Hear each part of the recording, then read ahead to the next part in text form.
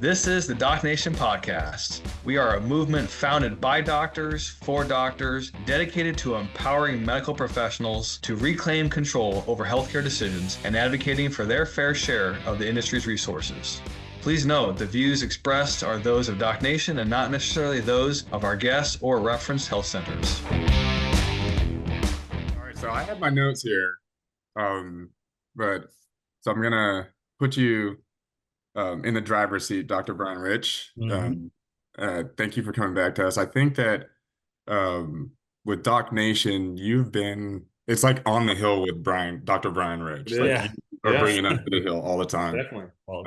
So on the hill, I have in front of me is this Bill 10073 to amend Title 18 of the Social Security Act to increase the support to physician and practitioners in adjusting Medicare payment changes.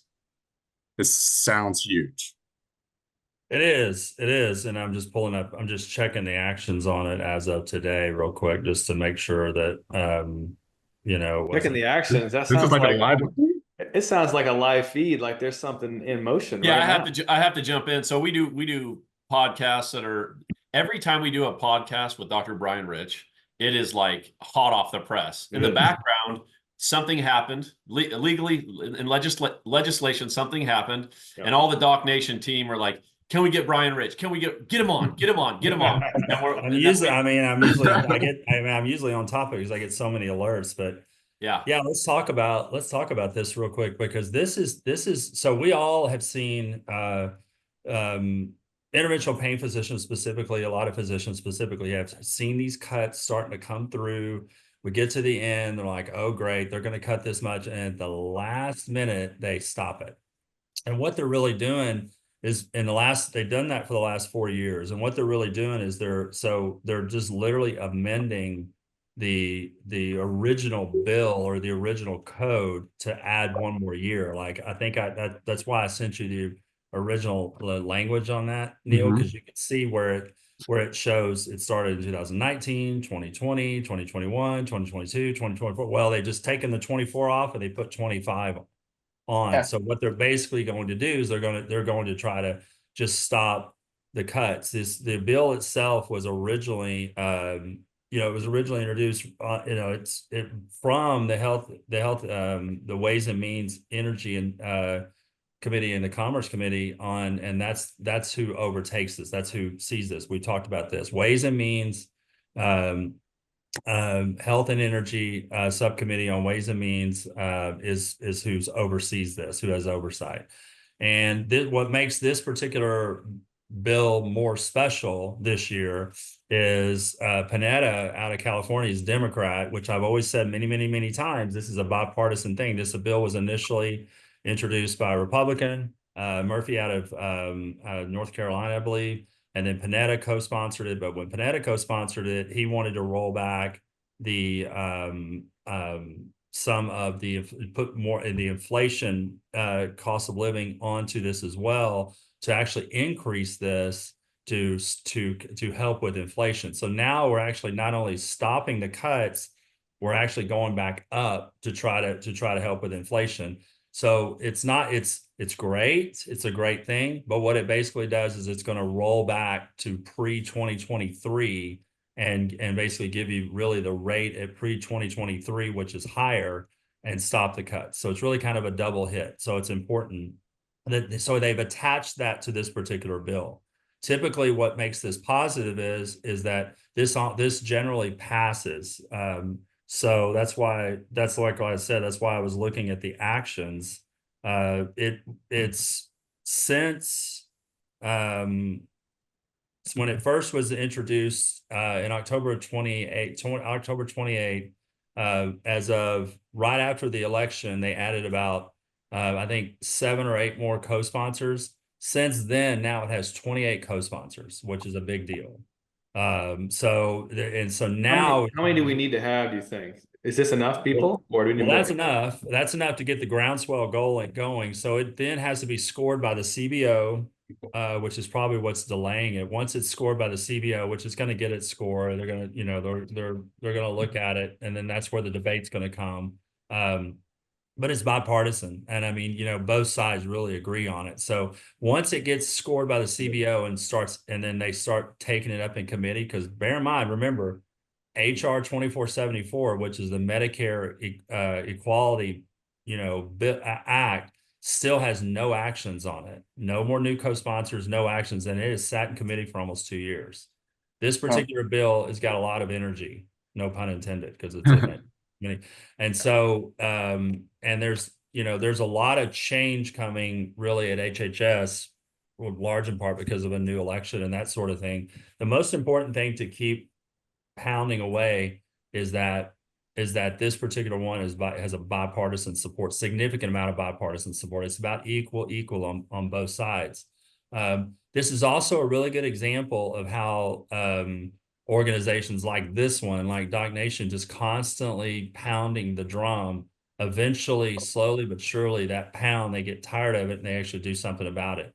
Congress and the government, especially Congress, they always work under stress of failure. So what I mean by that is they won't really, if something could be put off, they'll put it off. If something can't be put off, which we're on a timetable, because we've got to get this done before the end of the year, then that's when they really start working. So that's really a good thing. So I have a lot of hope. I have a little bit more hope on this particular one that we're going to get some movement on it, and more importantly that we're actually starting to get our voices heard about really the cost of inflation, because they're losing providers. They're losing, people are, you know, unenrolling in Medicare, if I can use that word, and they're losing providers, and so they understand. Wait a minute, we've gone a little too far, and so because you can't keep cutting physicians' reimbursement and increasing and doing the cost of living increases or the associated rates of inflation with hospitals and facilities like that, and not give it to physicians. And I think that is where it's coming out. So the more exposure you have, the more you get this out, the better it is. State medical societies, so far, almost every single state in the country supported this bill. Medical society. How could they not? Texas Medical Association, California Medical Association, all the medical associations support it. And the reason for that is finally we got help from the AMA. The AMA is strongly supporting it and actually showing on their website. If you look you just Google this bill, you'll probably see the AMA's website. It'll show you a really nice graph where it's where it's been going down, and now it's leveled out and going back up a little bit, and that's on physician reimbursement if this particularly goes through. So it's HR 173. If you just Google that, you can pull up the AMAs. They got a really slick graph on there, which they do really good. Whoever does their graphics does a great job, because I mean it's really easy to see. So that's really helpful. That's a really positive thing to say. I think probably one of the first times I've done this with you guys, I've actually had something positive to say that I feel like is going to have some positive response. It's been 2 years plus. Yeah, the glass is starting to become half full, not half empty here. But that's what you said all along, that drum beat. And I think it's hard for doctors to look at the situation and say, what can I do? I'm just little old me, and my voice, I'm too busy. I got so much going on. How can I actually make a difference? And right. So there's two issues I was really going to talk about today. That was one big one. So what I would say to anyone that's listening to this, or anyone that's talking about it, you know, it's HR 173. Call that congressman, let your congressman know we support this bill, and let them know this is a good thing. And those little things like that go a long way when those phone calls happen. I don't think people appreciate that enough. So let's talk about that real logistically. You call your congressman, they have a staff person that answers, or nobody answers. You leave a voicemail. What do you say? What do you do? Because some of us mainly just have time to do that piece of it. Some may want to go farther, but what practically can we do that way? It's almost doing a little bit, and that little bit that everybody does, it turns into a massive. Right. So the best way to do that, and that's a great question, because a lot of people don't really know how to do it that way. But the best way to do that is to call whether the district office or whether the DC office. It doesn't matter. Probably easier just calling the district office, asked to speak to the legislative aide. I want to talk to them about a bill that's in Ways and Means. It's in committee right now. And I want to explain to them, my support of that bill.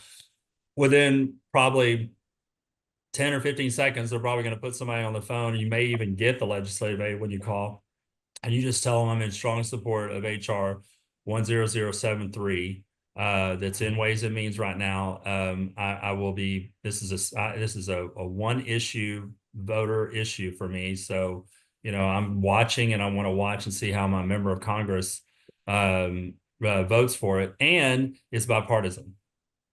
So it's well supported, has several co-sponsors. You can go into that much detail, but I've given you like 2 or 3 different things that you could say. But the biggest thing is within, a 35-second blurb of I'm in high support of this. I strongly support this. I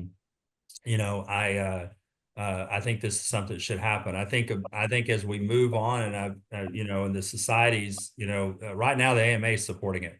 So it's going to be really easy for the medical societies to support it. I think it's going to continue to swell, and that's a lot. That's a lot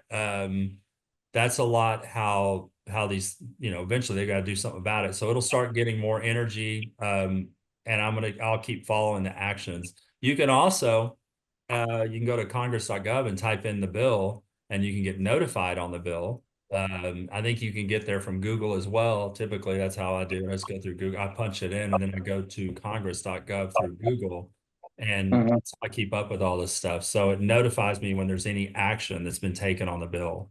I'm literally doing this as we speak here. I know. Yeah. We're supposed to be doing a podcast. I found I think it's HR 6371 maybe.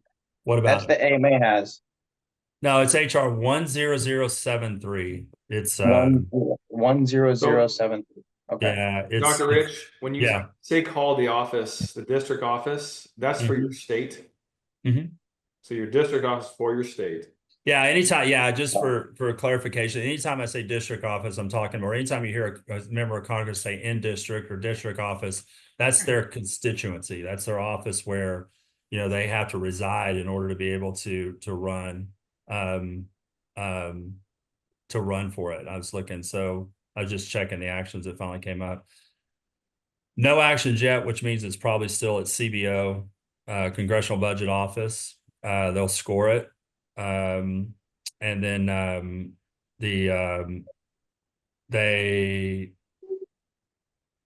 so yes, the actual name of the bill is the Medicare Patient Access and Practice Stabilization Act. The stabilization part is sort of the cost of living increase for us, is what they're talking about there.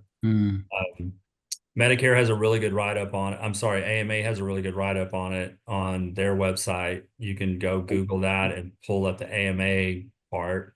I see this. Any medical association in the state, probably a lot of medical associations in the state have already made a statement on it, so that helps. You can read that too to kind of get more educated on the bill if you want to speak to an LA before legislative aid before that. So what do you think would be a good goal for DocNation if we got, just throwing out just something simple here, 20 doctors per district to make those calls? That's a good number. Those voicemails is 20. We have the docs that all sign the petition. I would send an email to all the docs that sign the petition and just kind of give a 5-step process of how to call their congressman. I mean, how many signatures do we have on that petition to stop Medicare cuts? Probably over 500, over 1,000 even. Yeah, it's I haven't looked at it lately, but it's quite a bit. I mean, I think I think when you get AMA support like this, just a little background information. This is me knowing the inner workings of what's going on in that committee right now. They're going after CMS right now. They're going after CMS hard. They're just going after CMS. And so, when you have this much support and this much bipartisan support and this many co-sponsors, right? It's like the thing when you look at a bill, or when you look at an act that's on its way to becoming a bill that's in committee, it's like showing up. When you show up for a fight and you're only going to fight one person, when you look at co-sponsors and you show up for a fight and you're going to have to fight 28 people, you're not really real interested in fighting that fight. So because they're gonna think, okay, this is. I mean, when you have a bill that only has one or two co-sponsors, there's just not a lot of political capital that people are going to try to expend to really fight for that bill. But when you have 28 co-sponsors in this bill, especially bipartisan, it's gonna be tough to slow down that momentum. Yeah. We've almost got 2,000 people that have signed. You can look up the co-sponsors and see if they're in your state and give them a call too. Right. Yeah. Congress.gov. If you just type in HR 10073, it comes up as the first hit on Google. Well, the co-sponsor's already in though. We need to talk to the people who are not co-sponsoring, really. Well, yeah. Anybody that co-sponsors is for it and stuff like that. So you just have to, you are where you live, right? So if one of your representatives is in support of it, that's fine. Now, if you want to do more due diligence, you can look and see who hasn't sponsored. You can look. Well, first of all, what you can really do is you can look on the committee, get the members of the committee, and you can look at. It's just really any member on that committee, right? Because remember, it's got to come out of committee first, right? So you really want to, the biggest part is the members on the committee. And so you can, if you can't get through the members on a committee or the members on a committee is already a co-sponsor and your member of Congress is not a co-sponsor, that's a really good one to call.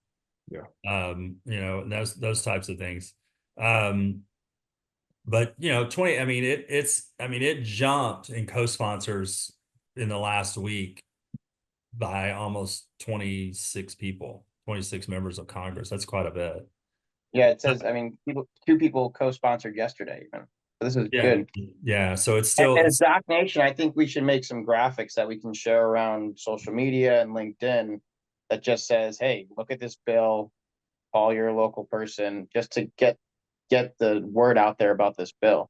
Yeah, if we could do that, I think we could all share it too. And the best place, right? And when they're supporting you and you're on your side, the best place to get some of those graphics is with the AMA.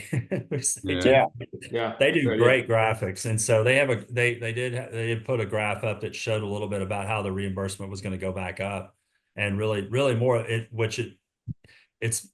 it's going to go back. It's going to go back to eventually to where it should be, and then it's that's hopefully it continues to follow that trend, which I bet it would.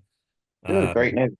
Yeah. How much time do we have, Dr. Rich, on this in terms of getting the word out and getting people to contact their? Well, they'll come back. They'll come back. Into they're still in session. They have a recess, but they'll really come back to work. Probably next week. So between next week until really the last second or third week in December. But those things start moving pretty quick. What's interesting is at the end of a Congress, so as the Congress will adjourn and then a new Congress will come in. At the end of a Congress is when so much work gets done, and it makes you wonder.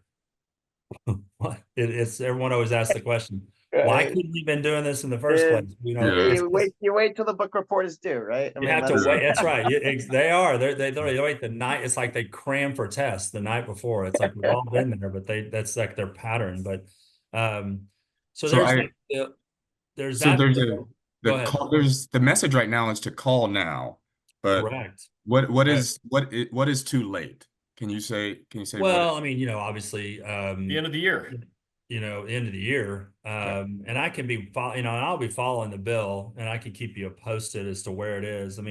Once it gets its CBO cost estimate, once it gets its CBO budget estimate, once that's accomplished and once that's happened, then it's going to start cranking. Then it'll start cranking. Then it'll start rolling through. It'll get through the House. They'll get it out of committee right away. They'll attach it to. They'll do a bunch of, the speaker will call roll call votes, and people will have this in front of it. It'll pass pretty fast. It'll probably pass with little fanfare. The House, go over to the Senate.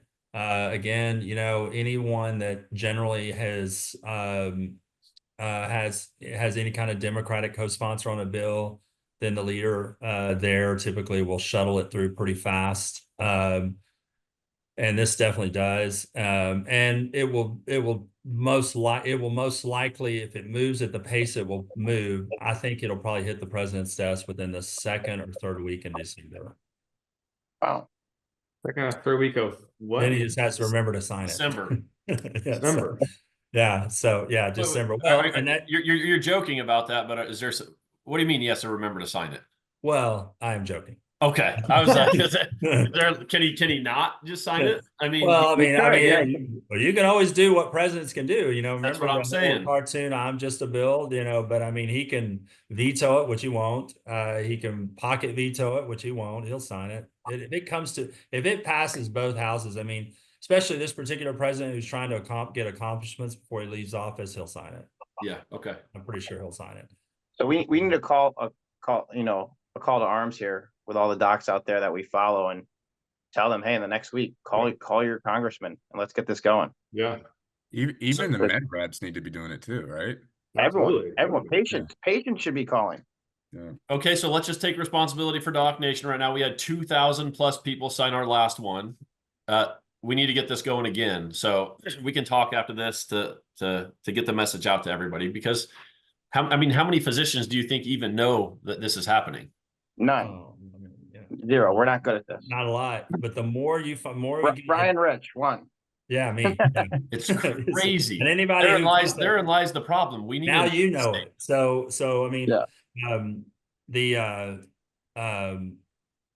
The other thing that kind of dovetails on this that's important to really talk about is one of the biggest reasons why these cuts are happening is because, you know, CMS has to be deficit neutral. Well, CMS is losing money in areas where they shouldn't be losing money, and there was a lawsuit that just that's in the process of working its way through the court.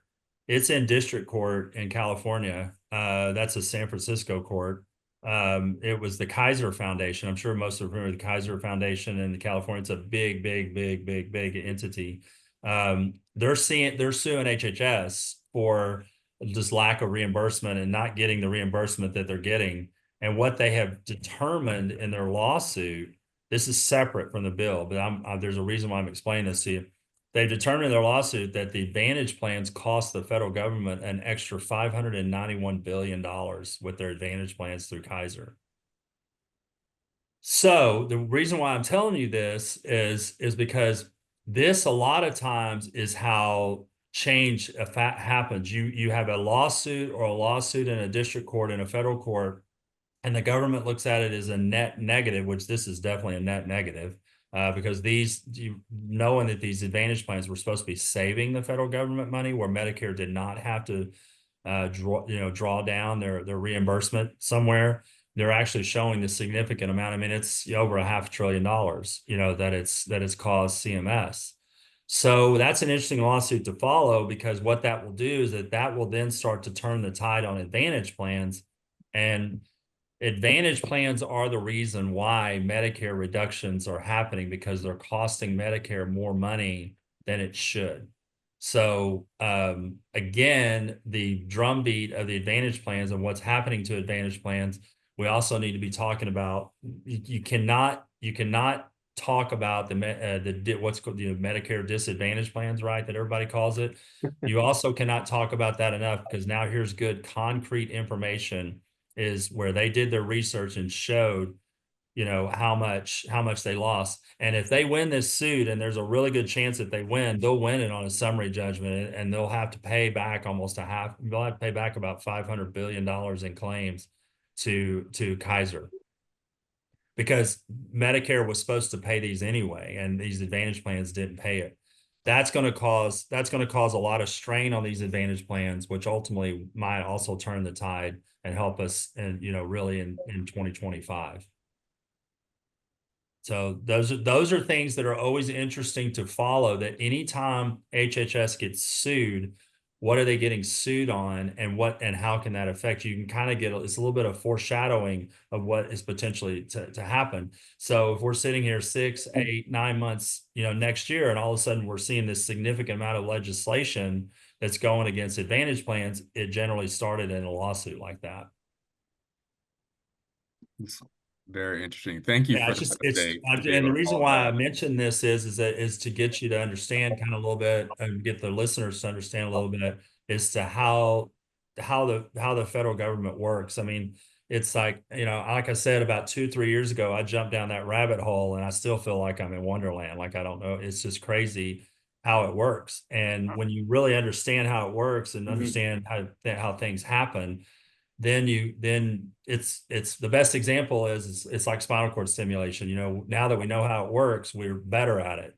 Well, if you understand how government works, you're going to be better at knowing how to attack your members of Congress or people that are, or even just talk about it. Just have conversations about it and get it out there in the public space even more. And like in venues like this, you know, that's what's really important in seeing these types of lawsuits. I have a compliment for you, because you come on here and you do a great job of telling us how things work, why we should care, and then exactly how we can help. And that is gold for our angle and these kind of podcasts. Yeah, and it does matter. I mean, I've seen a lot of the things that, you know, that you guys have put out there. And this was back, if you remember, when y'all asked me that question about how the effects of them kind of halting what they did. This is the result of it. You know, this is the result of it because they had more time to look at it and make deeper considerations. And not only did they go back and stop the cuts, now I'm back talking about HR 173. They went back and realized, hey, we got to stop these cuts, but we also need to kick back in for cost of living. So that little pause gives us a little bit of time to you know, give them a little bit of time to understand kind of what's happened or what's been happening. And it actually ended up turning into being a double net positive for physicians. That's great. I just, in that 2 minutes there, I just sent a message to my representative. You're able to find them in 2 seconds, then send a short message. I think everyone needs to do that. 100%. Everyone that's listening needs to do that. 100%. How'd you do it, Anthony? You go and find your physician. I sent Betsy the email, the link. Wait, find your physician? Find your Find your representative, sorry. And it comes up to house.gov. You put in your address, it gives you who the person is. You click on their name, it goes to their personal webpage. There's a contact me button, and then you just enter. I put the subject line as HR 10073, and the thing I said, as a physician, I would please support HR 10073 and become a co-sponsor. It'll help physicians not go bankrupt and treat patients better. That's not all you said. There was some other stuff in there. No, I didn't. No, I'm not. That's really, you know, that right there is effective. That's all you got to say. That right there is effective. You draw their attention to, so what happens is I'll give you the flip side of how that happens on the back end. So what happens is the LA or the legislative aid gets that, you know, they go and they look at, they have essentially sections of bills that they know that are, in front of committee. Now, if it's not on their committee, it's not something that they're going to be talking about a whole lot. But what will happen is that when they go to vote on the floor, they're going to go to vote on the floor. And when they go to vote on the floor, they're going to ask their legislative aid is like, do we have any constituents that have talked about this? Do we have anything to consider? Can I come back and look at that? And this is where a lot of it happens, because a lot of times they go to vote on the floor and no one in their district has even talked about it. So now they've got to truly make their decision based on what they think is the right decision. And that's a lot of times where representatives kind of get a bad break there sometimes, where they say they go to Washington and they don't represent us. Well, if they don't hear from you, it's also hard to represent you, right? And I've never done this for anything. Yeah. So, and it's a fault of most of the American people. A lot of people do it, but it's very easy. It's very Anthony, easy. did you go to the Congress website with your where did you start? What website did you start on? Or did you just I started at Google and said how to find out who my representative is. Yeah, you just Google who's my US rep. And then are you doing it through their website? Are you filling out a contact us form, or are you sending a separate email? How are you doing it? Then this house.gov representative lookup came up. I put in my zip code, and it said it's 1 or 2 people, and it says put in your address. I put in my address, and this guy Jared Motzkowitz came up, and then it goes to his motzkowitz.house.gov/contact. So his direct contact. There's a big contact me button, and then you just put in your address again because you have to verify that you're in his district. And then it says, what would you like to say? And it says, would you like a response? And I said yes. I think we can make a quick video or something for people to help out with how to do that. But it took me, I was doing it while I was still speaking with you guys. It took me 2 minutes.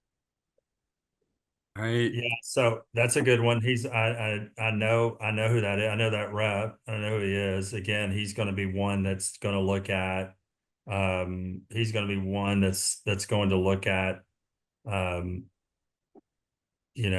on what the fact that it's bipartisan and that would help. I'm just trying to look real quick and see what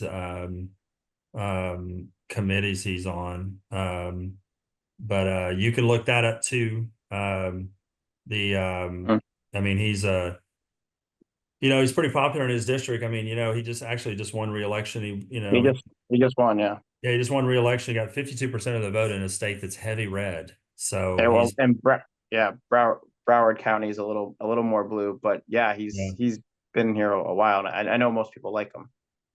Yeah, I mean, you're not going to keep going if you're not in that kind of district. So, those types of things, though, if those types of things go a long ways, just exactly what, Anthony did, if he just do that, that's huge. Right. Yeah. And that's just big because he's not on Ways and Means. So now there's somebody, he's not co-sponsored it either. So, so that's what they'll do is when they go to the floor to vote on it, he's going to go, he's going to sit here and his legislative aide is going, oh, hey, by the way, you've got, several physicians in your district that said, we want you to support this. He's gonna green light it just off of that. He's gonna go, okay, well, I've got support for this. Then we're voting. That's the power that something like that 2 minutes has. Holy cow! It's important so organized petitions are great because you can get a lot of signatures on an organized petition, but just someone just doing what Anthony just did carries in some ways almost the same amount of weight, because what happens is when people are looking at organized petitions, they think, oh, well, that was really easy. They just kind of log rolled them into that. They just went and got a whole coalescence of people, pulled them together, had them sign this petition. This person actually took the effort to email our office, to tell our office that I'm a physician, that I support that. That carries more weight. And so, if you get 20, 30, 40, 50 people in one congressional district, which doesn't seem like a lot, but is a lot, supporting it, then it's a no-brainer for that rep. So what you do is you can also, when you call, or if you call the office, you can ask them, hey, HR 173 is my rep supportive of that bill? They'll have to give you that answer, and then they may not be able to give it to you right away. Then he comes back, yep, he's voting for it. Well, problem solved. If it's not, then you can say, well, let me explain to you why you need to vote for it. And so that will change that process. Again, I don't think when this comes out of committee, they're going to have any issues moving because it's got strong bipartisan support. I think it'll be good for physicians to jump on it too. Of course. And to really wake up and say, hey, now we're a part of this, Well, right now is a good time to make those calls and get those efforts done with your member of Congress, because then they're going to, they say, hey, I've got members of Congress, let's get this out of committee so we can vote on it. This is a win. Cool.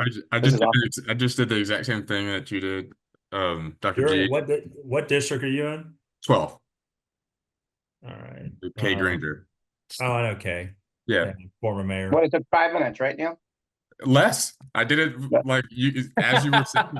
It was, So is it better to call, or is it better now to submit via the way they're doing it? I just submitted Oh, mine too. look, I mean, submitting it is just as good. In some ways, it's actually easier for the office. I would say because they can get it in, but I have a record of it too.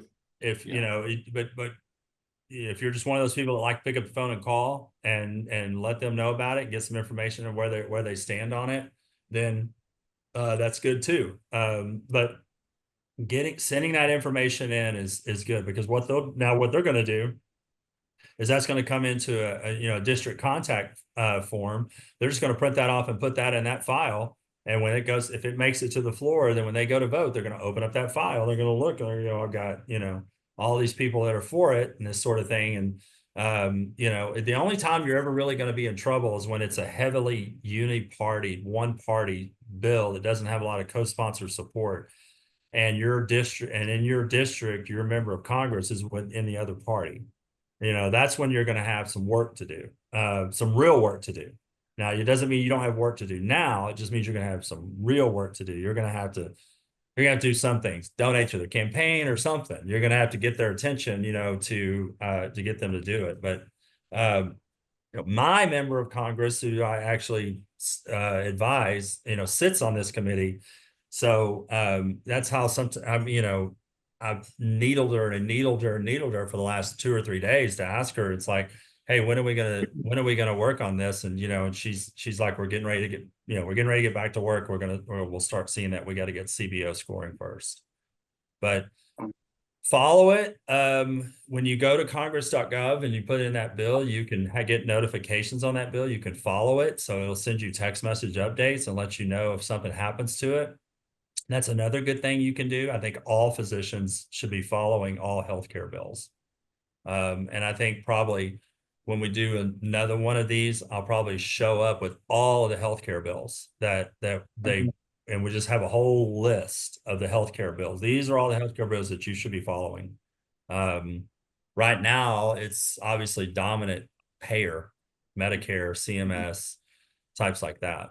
But almost all of them are going to be in that same committee. So you can almost, if you want to, if you want to jump ahead, you want to find it on your own, you can go to Ways and Means in the Health and Energy Commerce subcommittee and just look and see all the bills in front of them, and you'll see quite a few of those are physician friendly. Now, really the last thing that I'd probably comment about, if you remember, and I'll kind of jump back again to that lawsuit in California.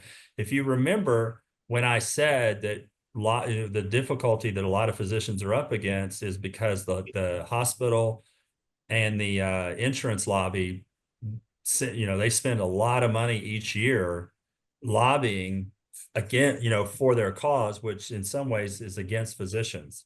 Yeah. And that's a lot of money that they put up. Right. Well, it's not going to be hard to fight that now when you can point to a case where you could say, you got this problem in California that cost CMS almost $600 billion. That's how the little guy can fight against these larger companies that are special, because United's an Advantage Plan, Aetna's an Advantage Plan, Humana's an Advantage Plan. So all that, when that stuff happens, you can point to that. And that in a lot of ways, that negates a lot of the lobbying that some of these large entities are doing, because we're not going to win that war. We're not going to win that money lobbying war. But what we're going to win is we're going to win lawsuits and things like this happening that cost CMS so much money, and you'll be able to use that to your advantage whenever you're trying to argue your case or when you're trying to talk to your member of Congress.